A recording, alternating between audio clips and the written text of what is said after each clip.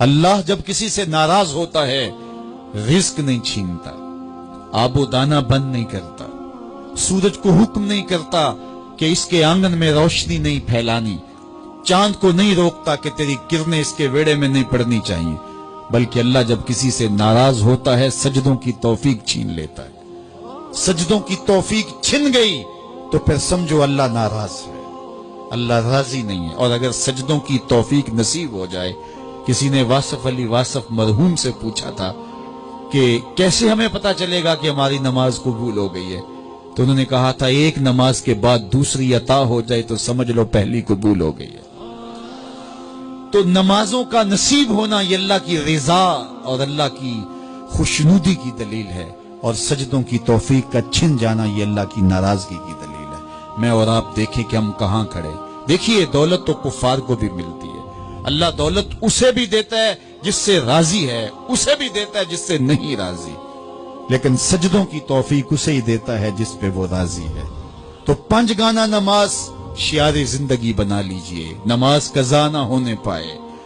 قیامت کے دن بے نمازی اس صف میں کھڑا ہوگا جس صف میں نمرود کھڑا ہوگا، جس صف میں حامان کھڑا ہوگا، قارون کھڑا ہوگا، شداد کھڑا ہوگا۔ مجھے بتائیے ہم میں سے کوئی یہ گوارہ کرتا ہے ہم اس صف میں کھڑے کر دیے جائیں جہاں دشمنان خدا کھڑے ہوں؟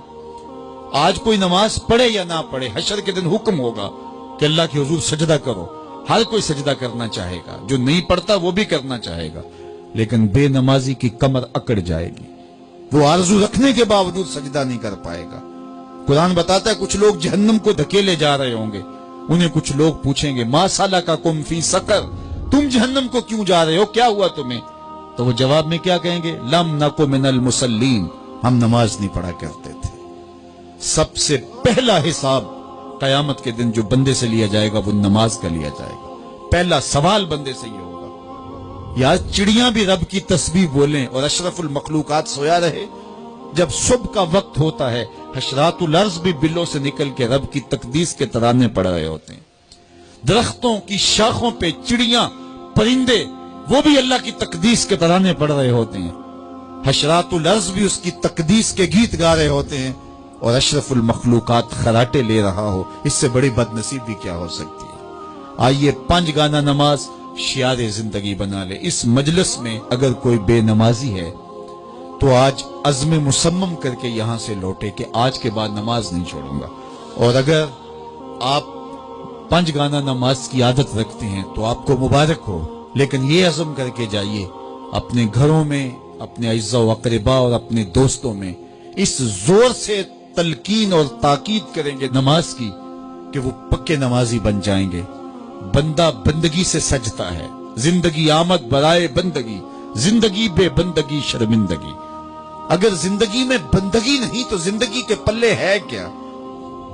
علماء نے لکھا ہے کہ یہ سارے درخت حالت قیام میں ہیں، چوپائے حالت رکوع میں ہیں، مینڈک تشہد میں ہیں، اور حشرات الارض سجدے میں ہیں، اور انسان اشرف المخلوقات ہے۔ اس کی عبادت میں درختوں کا قیام بھی رکھا گیا، اور رکوع بھی رکھے گئے، اور سجدے بھی رکھے گئے، اور قعدے بھی رکھے گئے، اس لیے تاکہ اس کی عبادت تمام مخلوقات کی عبادات کی جامع بن جائے۔ لیکن یہ اس کے باوجود اللہ کے حضور سجدہ ریز ہونا پسند نہ کرے تو بتائیے کیسے رحمتیں اس کے اوپر اتریں گی؟ خوش نصیب تو وہ ہیں جو 5 گانا نماز ادا کرنے کے بعد تہجد بھی قضا نہیں ہونے دیتے، سجدوں سے اللہ کے حضور حاضری پیش کرتے ہیں۔